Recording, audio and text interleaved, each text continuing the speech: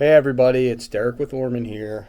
So, as some of you probably have already seen or have known for a little while, we are getting into the permanent lighting industry. We have some product coming in probably late summer, I would say August ish. So, I wanted to take this time to do just a quick video on what we're bringing in, just to give you a brief overview of everything, kind of run through some of the different features that the system's going to offer. So just to start out, I just want to kind of show the components. Uh, Basically, involves is using different length RGB strands and spacer wires to basically customize a solution for any customer, be it commercial or residential. So what you're looking at now are the basic components of the system. You have an RGB strand in front, which one I think happens to be like a 2 foot section of the strand. We can offer these in 1 foot, 2 foot, 5 foot, 10 foot, and 25 foot lengths. Up above is a section of track. The track section comes in 3 foot lengths, and it has an adhesive, a 3M tape on the back, which can be used for mounting. There's also a couple pre-drilled screw holes in each track that you can use if you want to screw the track in. You can do both. You can take the tape off and stick and then screw it in for, to make sure it really sticks up and holds in place. The last piece there is a base attachment. So what this basically allows for is for you to do more like a surface mount. This can be used, for instance, on a commercial property if you want to go onto a metal roof. All it does is snap into place, and you can go ahead and once you clean the surface, again, you mount it basically directly to a metal roof, and then the track, the base below snaps in, and you can run it that way along the whole, basically above the roof. So all this does, all these RGB stringers do is just snap into place. As you can see, they have connectors on the end. I don't know if we can get a great close-up of that now, but you can see that the connectors on each end. We'll try to get a close-up here. Bring the strand up here. Each of the stringers has basically almost like a coaxial type connection. It's a 4-pin. All right, so here now we're looking at what is basically the backbone of the system. This is the system controller, the WEC3 Boss controller. Does up to I think 1,000 modules or pebbles, if you will. So this controller is powered off a dedicated power supply, which obviously we will be offering as well. The power supply connects directly into the controller via a T, which you can see right here. This is a basic T. So you have the underside of the T, which feeds into the power supply. And then you have this leg that actually feeds directly into the controller. As you can see, the controller has a second port, which allows you to branch off and connect into another run of RGB strands. On this side of the T, you can see this actually feeds into the RGB strands going out to the system, which we'll be showing a little bit later when we show some of the different features that it can do. Okay, so that's basically what you're looking at as far as the control aspect of the system. Hey everybody, Derek back. I want to show you the Pixel Dancer app, which is how you do mainly the control of the WC3 Boss controller. Go to the App Store on an iOS, or I guess Google Play on an Android device. There is the Pixel Dancer right there. I had it keyed up at the top search bar. Hit open. Takes you to this main screen, which has got the color wheel on it. You have the ability right here to choose any color on this wheel that you want. Let's just say I go to blue, and you see how top left corner here where the light bulbs are is a blue. So if you were looking at the system right now, the color would be blue on all the different RGBs. If I wanted to add a color, you see this little light bulb here underneath the 5 light bulbs. You hit this plus sign, and then I could add a color. Say I want to add red. So in this case, you'd see a blue and a red on the display.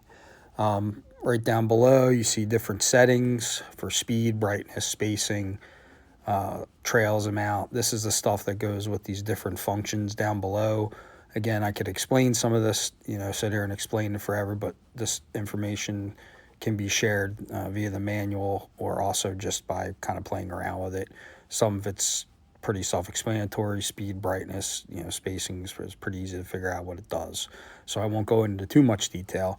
Here's all the different effects down here below.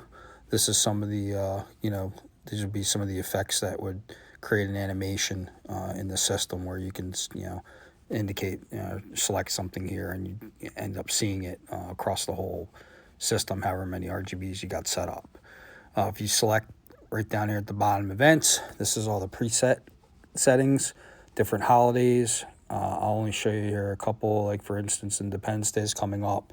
You can see that red, white, blue are the colors. They show them in the top bulbs. So if you're looking at the system right now, you would see red, white, and blue. Again, you can do any of these effects with any of the different preset conditions here. So I could say, shift or circles or whatever, and then that's what the pattern that would pop up with the Independence Day colors. If I select the scheduler at the bottom, this is where you can do schedules. You can do up to 20 different schedules. You can do up to 8 animations on each one. Again, without spending too much detail and just running through and explaining every little thing, this information and how to set it up is available in the manual. So you can say, again, 20 different options that you can do here. And then real quick, show you the settings. Right now, we're connected to our local network. You have a network mode and direct mode. When you initially set up the controller, you'd be in direct mode, which gives it its own WEC number, and then you can easily convert that to be on your own personal network. If you're doing this at your house or at a customer's house, you could put it on, connected on their network. And again, all this information is easily obtainable via a couple of the manuals that I'll be able to share. You have the ability here to show the number of, set the number of lights you want. You can see our system here in our showroom has 58, so we set it to 58, which is important when you're doing some of the different features and effects. You want to make sure you have the right number of lights set up, otherwise some of the responses could be delayed. There is a dedicated interface for this. Get back in here. And then that takes you to the interface. The actual URL is 192.168.2.2. This basically shows the same things that you see on the Pixel Dancer app. One thing that's different here is the configuration screen. You can see that we have a name for our controller, the Orman PG for Perennial Glow. That's our own network here at our office. And then down here below, one more thing I wanted to show is this is where you can, if there's any kind of firmware updates, and from time to time there is, you can download the updates. It's a bin file to your phone, upload it here, and then when you reboot, hit right here where you see save and reboot, it loads the updated software, firmware stuff directly into the controller, and then it's all set up. All you got to do at that point is refresh the app, and then you'd have the most current settings. So that's just a little bit quick background into the Pixel Dancer app. Thanks. All right, so now we're gonna show you a little bit here what we can do now that you know a little bit about what the app does. And since we're at this point coming up as closer to 4th of July, we're just gonna go ahead and show the Independence Day color scheme that they have set up on this. So as you can see, obviously red, white, and blue. This is the fixed color portion of it. And I'm going to just show a couple different things, a couple of the ones that I think are kind of neat. This one is called Shift, and you'll see what it does here in just a sec. Kind of just a basic all the way around pattern, blinking, lots of cool stuff happening there.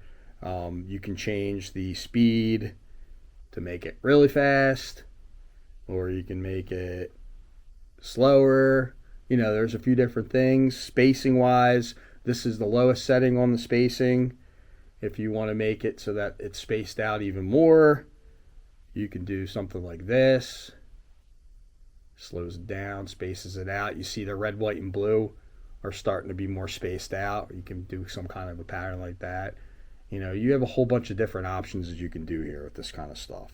So we'll go back down to the lowest spacing and show a couple more of the different features on this. This is another one that I think is pretty neat. This is called Circles. and this is where it kind of originates from the midpoint and kind of goes out on each edge. Again, you can mess with the speed on this one. So there you go, a little bit more of a blink to it. And then the last one I'm going to show is another one that I like a lot. This is ping pong. Now, ping pong takes just a minute here to get going. But then if you really crank the speed up on ping pong, then you really got something. And you got it going back and forth like this. You know, every customer is going to have different tastes in what they want to do. And the beauty of this is that you can basically give them exactly what they want. There's so many different, like I said, color schemes and features here that you can pretty much customize it for them however they'd like it to be. So just wanted to show you a little bit about what's available through the app.